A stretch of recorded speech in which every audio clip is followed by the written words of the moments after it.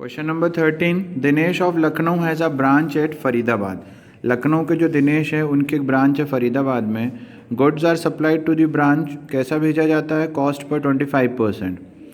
The expenses of the branch are paid from Lucknow, सारा expenses कैसा है? लखनऊ बियर करता है।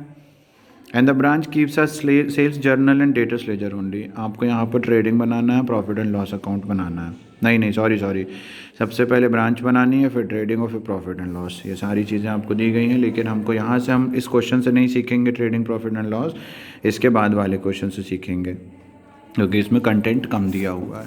समझाने के लिए नेक्स्ट क्वेश्चन सफिशिएंट रहेगा। अब सबसे पहले आपने ओपनिंग स्टॉक आपको कितना दिया? 1,20,000 आपने लिख लिया।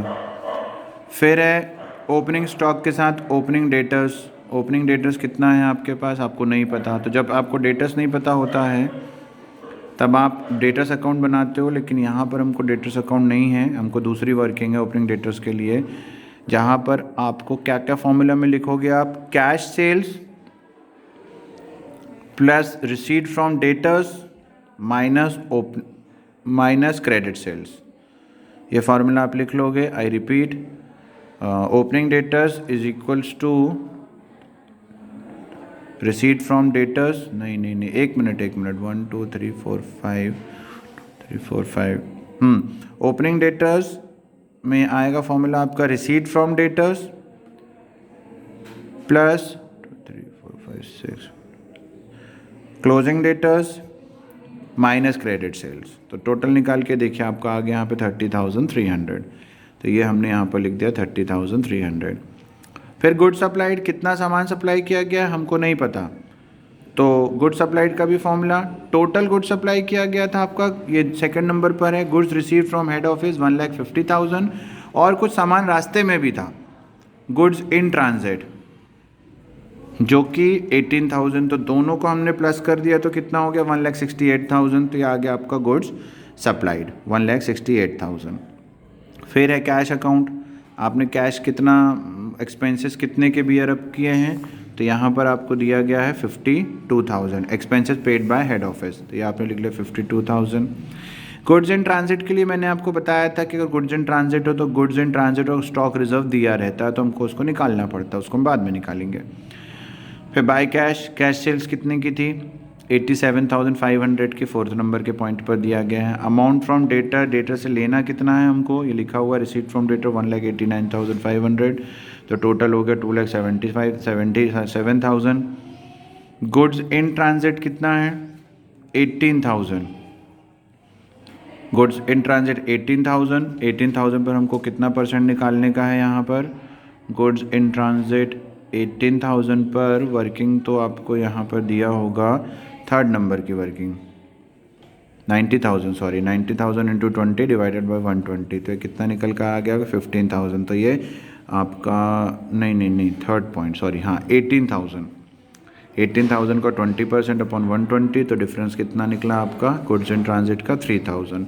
इसी तरह से हम स्टॉक रिजर्व की बात करते हैं, जो कि ओपनिंग स्टॉक पर निकलता है, और ऑपोजिट साइड, यहाँ ओपनिंग स्टॉक है तो इसका ओपनिंग से निकलेगा, यहाँ पर क्लोजिंग स्टॉक रहेगा तो इसका क्लोजिंग से निकलेगा। तो ओपनिंग स्टॉक आपका था कितना? नोट नंबर 5 में देखेंगे 1,20,000, उसका 20% अपॉन 120 तो हो गया 20,000।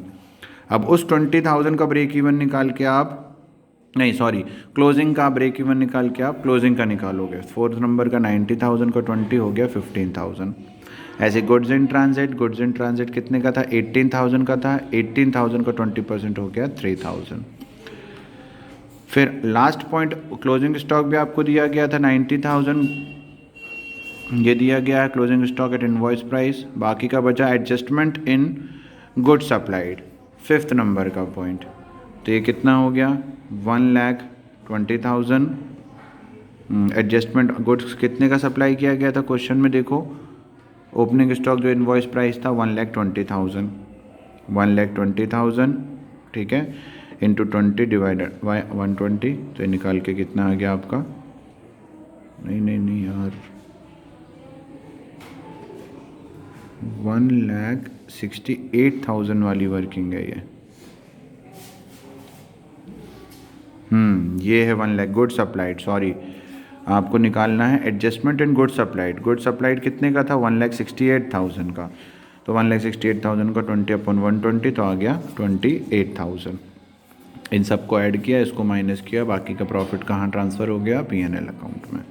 तो हमको यहाँ पर भी तीनों चीज़ें निकली हैं। गुड्स इन ट्रांजिट जो मेन रहेगा वो क्रेडिट पे आएगा, उसका डिफरेंस निकाल के जो प्रॉफिट आएगा वो आपका डेबिट पे आएगा। फिर स्टॉक रिजर्व क्रेडिट साइड का ओपनिंग पे निकलेगा, डेबिट साइड का क्लोजिंग से निकलेगा। उसके बाद एडजस्टमेंट इन गुड सप्लाइड, जो भी आपको गुड सप्लाई किया गया था उसका डिफरेंस आप यहाँ पर निकालोगे। ये तीन चीज़ें बस ध्यान रखेंगे आप लोग इस क्वेश्चन में।